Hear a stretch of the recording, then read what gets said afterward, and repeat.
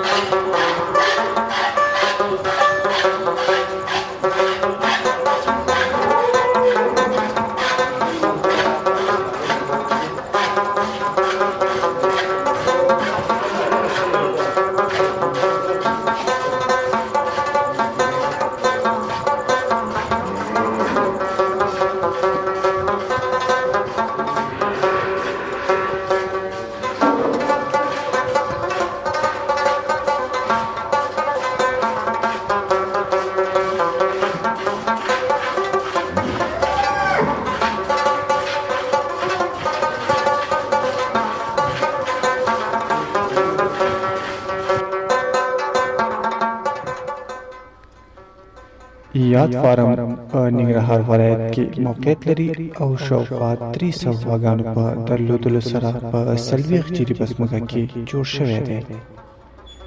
او ګڼ شمېر خلکو ته پکې په رسمي او غیر رسمي ډول د کار کولو زمینه برابره شوې ده.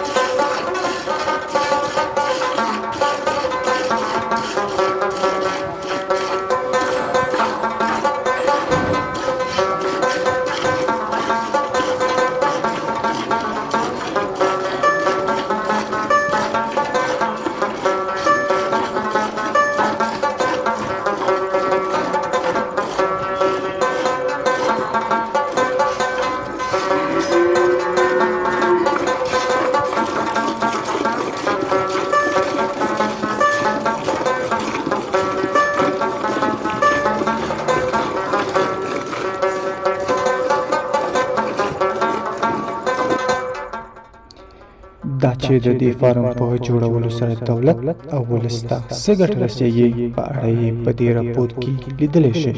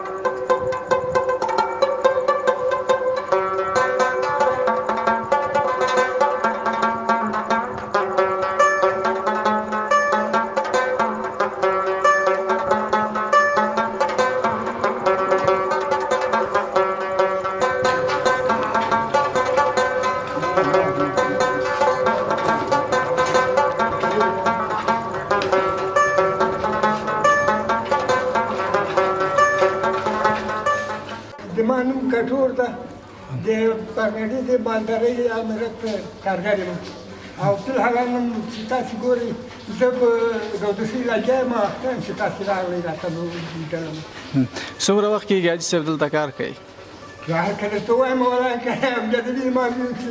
تاسو یې وایي د 50 کاله نه شو چې زه کار کوم 50 کاله د فارم کې کار کوي د مالدارۍ په ګودس کار کوم دغه لاسونو باندې لوشل سخت نه دي وایي نو خو نظر تو شرایطو هغه وخت دې تداوي خو درته ماشین ورسره کېده داسې زمیني پایپ کې و د ګودسي نه ته ماشین دا اوس هم مګر اوس دا شرایطو خراب شو دې ته جوړ نه شو کړی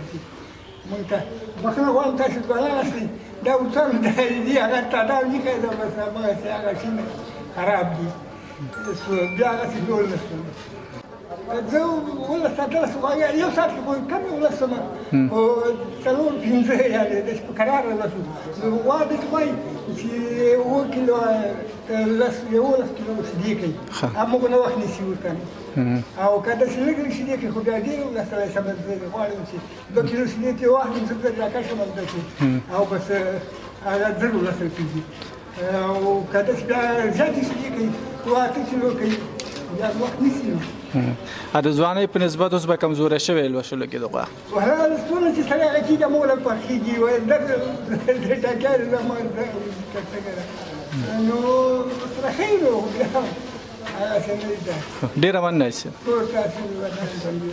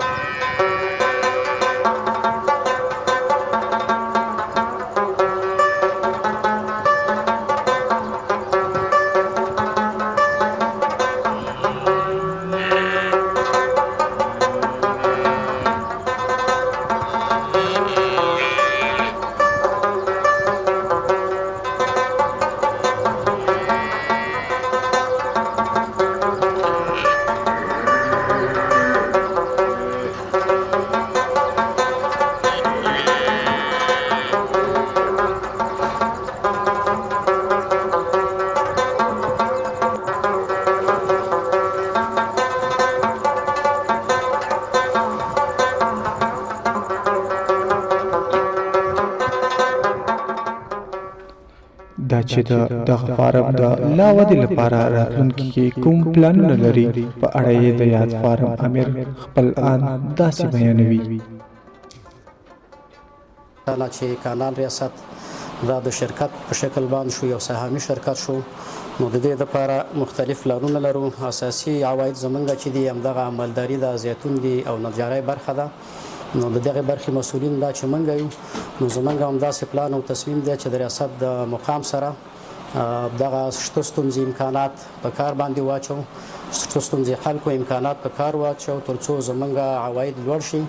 مونږ د شیدو حاصلات لرو دلته د سرې عضوي سره او حیواني سره تولیدو او همدارنګه چې د مایانو پروژه لرو د هغې 3 کاله کېږي چې دغه اوس د هغې د تولیداتو وخت دی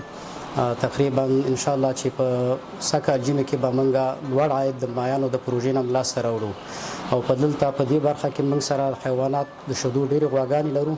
چې 50 غواګانې دستي زمونږ شیدې ورکوي او ډېره ښه دستي هغه د خوراکي یو څه ستونزې شته کیفیت یې لږ کمزوری دی د شنو غوښو چې د برق ستونزې دي مشکلات دي او نور امکانات هم غوښتنه هم کړې ده چې چاپیریال ښه مساعد شي نو دغه لوړ کیفیت او لوړ مقدار به انشاءالله موږ په لږ وخت کې لاسته راوړو او د خپلو هیوادوالو دپاره به دغه خپل حاصلات د هغوی په مخ کې کېږدو تر څو نورو خلکو ته هم د کار زمینه برابره شي هیوادوالو ته او د دغه خپل محصولاتو طبي محصولاتو نه استفاده وکړي مختلف پلانونه په نظر کې لرو غواړو چې دغه خپل شو د مستقیما خپله مغازه خپل تولیدات د مالدارۍ فارم خپل مارکیټ ولري مستقیما خپل تولیدات په خپله خرڅ کړي او تر څو وطنوال او هیوادوال هم د دې نه برخمن شي نو دا به زموږ لپاره یو لوی لاسته راوړنه انشاءالله او د دې باندې موږ کار شروع کړی دی او غواړو چې دغه پروګرام موږ ولسوالو ته وغځوو د هغې خلکو تولیدات شوده راواخلو همدارنګه د هغې کمې داسې مفکورې نظریې دي همدغه د حیواناتو نسلونه موږ سره کمې نسلي غواګانې دا غواړو چې په کلو او بانډو کې موږ راواچوو نو غرض په مخ باندې موږ دې ته څو په ښه شکل باندې دغه پروژې په اساسي شکل باندې ورغو او دغه ستونزې او مشکلات حل شي او لوړ عاید او لوړ حاصلات لاسته راوړو په اوسط ډول باندې اوس موږ چې د 300 لیتره شوده چې دا تاسو خپل ګورئ دلته چې برق نشته دی او دا چې دا یو حیاتي پروژه د حیوانات دي یعنی دا سالرونکي مال دی د دې لپاره د اوبو خو دا ډېره لومړی ضرورت دی نو په دغه ستونزو مشکلاتو سره د یو څه دغه کم شوي دي شوده نو که چېرته دغه معیارونه او دغه شرایط برابر شي د اوبو د برق ستونزه ډېره جدي ده تقریبا دا 3 هفتې کېږي چې موږ برق نه لرو نو حرارت درجه ډېره زیاته لوړه ده تودوخه ډېره ده نو په اوس وخت کې چې دی موږ 300 لیتره شوده خپل دغې کې لرو تولید کې لرو په ټول فارم کې چې دی موږ 201 ماله لرو په دې کې چې دی 109 خوسکی دي او همدارنګه څه پکې نارینه او څه ښځینه یو 2 نسلي غټ غویان لرو څه بلاربې غواګانې دي نو تقریبا ټوټل زمونږ چې 201 ماله موجود دی په دې فارم کې دلته چې موږ لرو نسلونه 2 نسله دي فریز نسل دی او دا خو ټول هایبراید دي فریز دی او همدارنګه فرانسوي نسل دی خو زیات چې دی زمونږ فریز نسل دی دا چې دلته د ښه توافق کړی دی د فارم سره فرانسوي دواړه مخلوط نسل دی هم لرو دا هم لرو نو د دې ځای د تودوخې سره د دې اقلیم سره د ښه توافق کړی مقاوم دي او د دغې په برخه کې د تولید په برخه کې هم ښه دی شو د ښه حاصل ورکوي که لږ مصرف کې وشي نو ښه نتیجه به انشاءالله دا ورکوي او غواګانې موږ په اوس وخت کې 2 ځلې لوشو نو دا نورمال دغه ده چې باید 2 وخته ولوشل شي ورځې دې اوږدې دي بالکل دا خبره صحیح ده خو دا چې موږ دلته د قرارداد مسله ده قراردادي په سهار کې وړي او په مازدیګر کې وړي نو موږ د دې لپاره همدغه 2 وخته شوده په نظر کې نیولي دي او په همدغه وخت باندې د غواګانې عادت شوي 2 وخته موږ لوشو نه اوس وخت کې چې د موږ خپل شوده تولید مستقیما بازار ته وړاندې کوو د قراردادي په لاس باندې خو غواړو پلان لرو چې پاینده کې موږ مستقیما په خپل خرڅ کو خپل مغازه ولرو او په خپل خرڅ کو یو 2 کارکونکي ورته موظف کو ورسو دا کم نرخ چې د پاینده کې ان شاء الله موږ کې د شدینه لوړ عاید لاسته راوړو دا ملګری په 2 څلويخ ورکوي موږ به کې د 50 ورکو او دای په بازار کې په شپېته خرڅای کنه نو موږ غواړو چې 50 هیوادوالو ته وړاندې کړو دلته موږ سره کاریګر په 2 قسمه دي یو رسمي دي بل غیر رسمي دي رسمي کاریګر چې دی موږ سره تقریبا داسې 10 نفر دي او غیر رسمي چې دی هغه 40 کسان برابرېږي او زمون کاروبار دا چې مالداري فارم دی نو 24 ساعت کاری اکثره زمونږ د صبحي د 4 بجو نه کار شروع شي تر ضرورت پورې نو رخصتي دا شی پکې نشته نو چې خپل تشکیل د کار برابرۍ ډاکټر صاحبان لرو اجرایي لرو مدیران لرو معینو پروژه لرو د دې مدیران دي کارکونکي دي څه رسمي دي او څه غیر رسمي دي همدغه دي چې دولت ته د خپل هیوادوالو ته د کار زمينه ده او خپل تولیدات په خپل وطن کې دا وړاندې کوو او یو لوړ عاید د دینه لاسته د دولت ملي شتمنۍ ته ځي او دا زموږ همدغه کې ان شاء الله موږ دستي 2 نسلي غویان لرو او فریز غویان دي فریز نسل دی او 2 غویان دي او نور استراګانې دي چې دغه استفاده کوو نسل لپاره کلینیک لرو خپل موږ لابراتوار شته دی کلینیک لرو لابراتوار کې څه ستونزې شته غواړو چې هغه خو صحیح فعال کو او ډاکټر صاحبان زموږ ښه تخنیکی او مسلکی خلک دي ان شاء الله چې په دې برخه کې ستونزه نشته ده په خپل وخت وظیفې ته رسیدګي په ټولو صورتونو باندې برابر دي د حیواناتو صحت ته ښه پاملرنه کوي دا ستونزه حل لري کې څه مشکل نشته مننه خوشاله اوسئ السلام علیکم ورحمۃ الله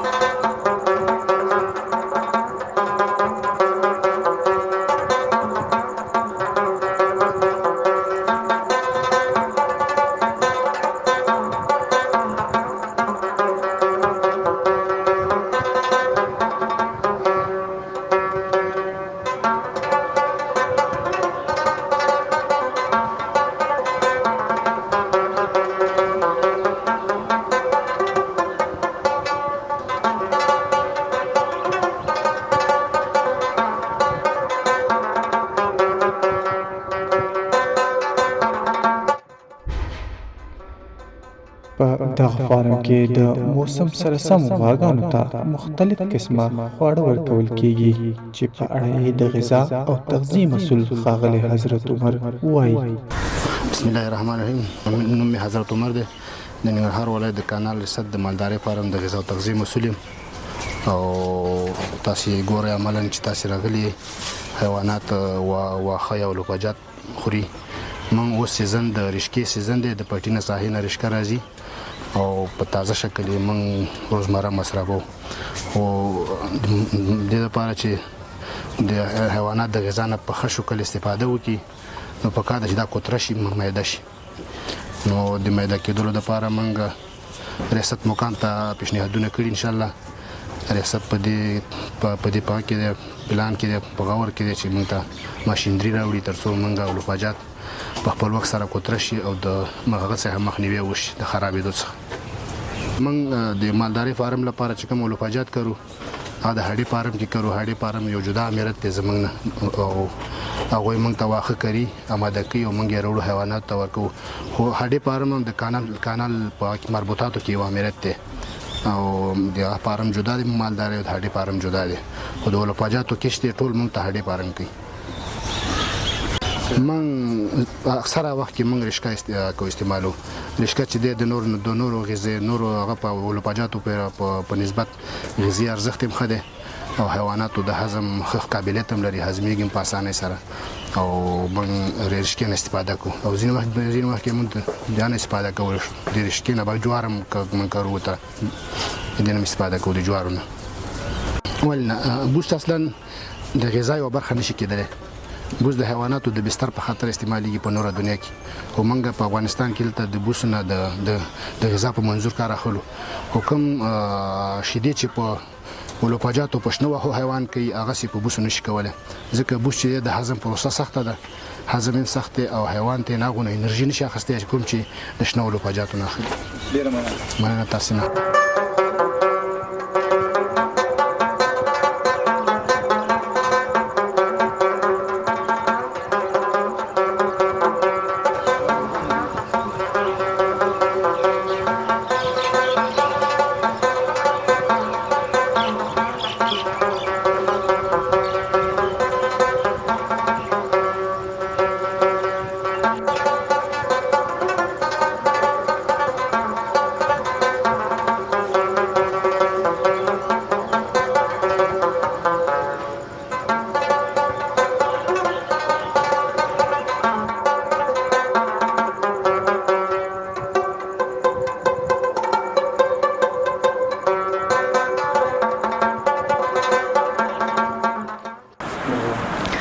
ننګرهار وادي کرنی شرکت د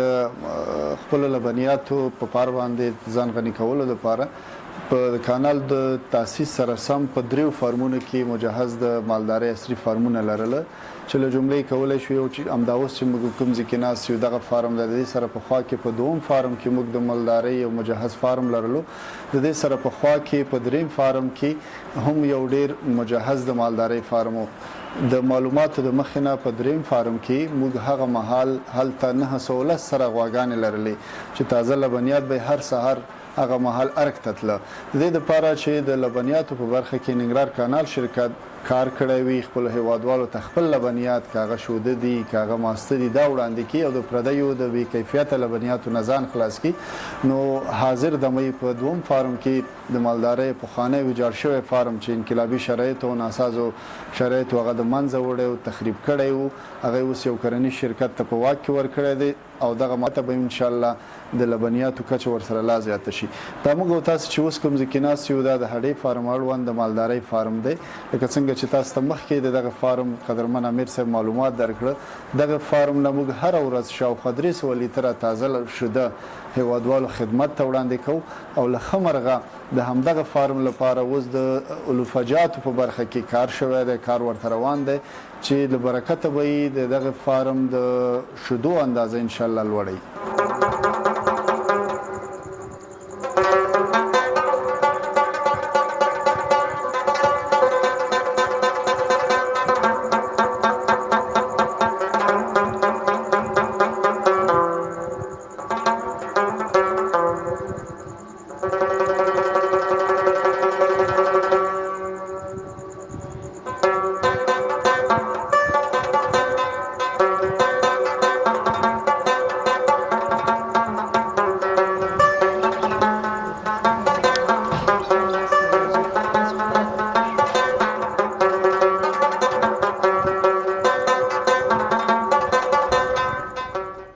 دا چې د مالونو او حیواناتو سره په طبي ډول امراض هم وجود وي په اړه یې د دې فارم ډاکټر صاحب بهادر خان وایي.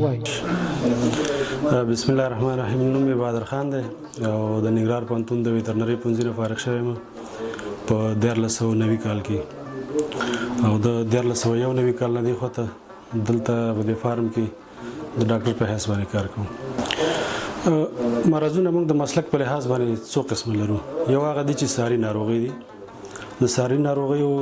وقایه موږ چې د یا تداوی هغه موږ د واکسینونو په واسطه باندې کوو.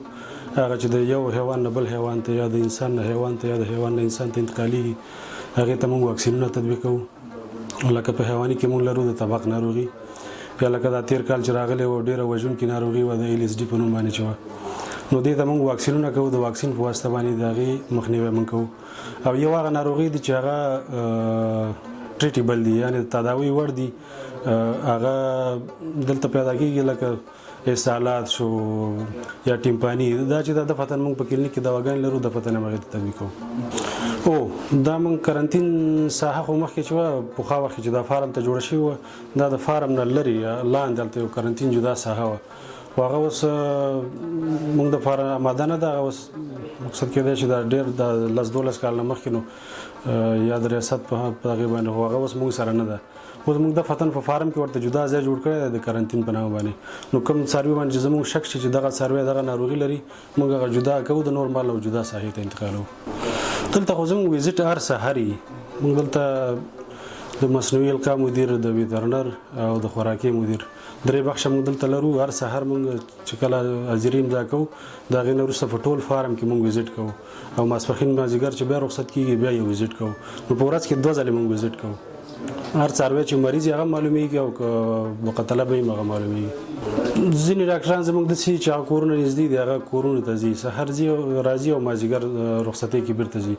خو زموږ ځینې ډاکټران دي هغه کورونه لرې دي یا په کابل کې دي یا مثلا په خوږیاڼو کې دي هغوی بیا همدلته اوسېږي 4 ساعته بیا هغوی همدلته وي. دوا موږ د آزاد بازار نه اخلو.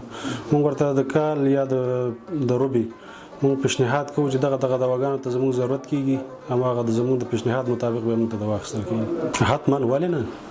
ځینې داسې په انسانانو کې موږ داسې لرو صدامینه د ورځې څومره مړي وځي داسې څاروي موږ لرو چې هغې باندې موږ خواري کوو چې تداوي شي. خو بیا په ویترنري مسلک کې موږ یو دغه لرو موږ اول د حیوان سنجوو چې دلته زه دغه تداوي کوم دا اقتصادي ده که غیر اقتصادي ده. که چېرته اقتصادي موږ یې تداوي کوو که چېرته اقتصادي نه اوسي بیا موږ اطلاعیه لیکو بیا هغه موږ خرڅوو په کساب باندې. حتما شته دی. هرې ساحې ته چې موږ غواړو چې هغلته کوم فارم جوړ کړو یا کوم نسل غواړو چې موږ هغې ځای کې وروزو اول باید دغه حیوان تاریخچه موږ سره واوسي. مثلا دلته چې په دې فارم کې موږ لرو د هولسټین نسل لرو. هولسټین فریزن ورته وایي. دا هولسټین فریزن نسل چې دی دا په مشرقي کې یا خصوصا کوه په ټول افغانستان کې ښه توافق لري. دا هم د یخې منطقې دی او هم د ګرمې منطقې دی. خو ځینې وخت داسې حالات راځي که چېرته دغه هولسټین نسل ته د یخې منطقې نه راوړي ګرمې منطقې ته مثلا په دې وړي کې د کابل نه یا داسې د یخ ولایتونو نه راوړي جلال آباد ته نو دلته به ډېر په مشکلاتو پیدا کېږي په دغه اول سیزن کې کېدای شي بیخي طلب شي په دې اول سیزن په دې وړي کې ځکه هغلته د حرارت درجه په وړي کې موږ وایو چې د 15 یا 10 پورې نه جګېږي په هغه یخو ولایتونو کې او دلته په جلال آباد کې تر 15 پورې جګېږي نو بیا هغه دا برداشت نشي کولی د منځه ځي. خو که چېرته دلته روزل شوي یو کال 2 کاله تېر کړل مثلا په ژمي کې دې راوړو یو سیزن پې ووتو هغه بیا توافق کوي یا که دلته پیدا شوي وي او غټ شي هغه بیا توافق لري. دا زموږ نسل هم د فارم چې دی دا ټول هولسټین دی.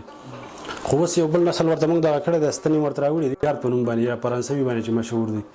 چون دغه فارم زمونږ یو ترویجي او تکثیري فارم دی. موږ غوښتل چې د هولسټین سره په خوا کې موږ یو ملیارد نسل هم وروزو چې د هغې نتیجه موږ ګورو. نتیجه خو یې ښه ده په ساحو کې په دې اطرافو کې تطبیق شوي دي هم د شیدو په لحاظ باندې ښه دي هم د باډي کنډیشن په لحاظ باندې ښه دي. نو موږ غوښتل یو 100 دانې ستنې او ستراګانې مې اخیستې وي هغه هم پکې یو 50 تطبیق کړي دي یو 50 پاتې دي غواړو دا هم پکې تطبیق کړو او په آینده کې داسې یو طویله ولرو چې هغه موږ جدا باید یو 80 یا 80 دانې پورې ښځې غواګانې موږ ولرو. نو دا اوس شروع کړی دی انشاءالله د هغې رزلټ هم ښه دی. نه اوس موږ زه چې مقرر شوی یم د 1401 نه دې خوا ته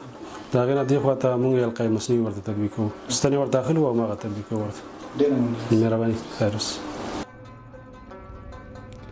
باید یادونه وشي چې د ننګرهار ولایت کانال ریاست په یاد ولایت کې د ورته نور فارمونه هم لري چې ګڼ شمېر خلکو ته پکې د کار کولو زمینه برابره شوې ده.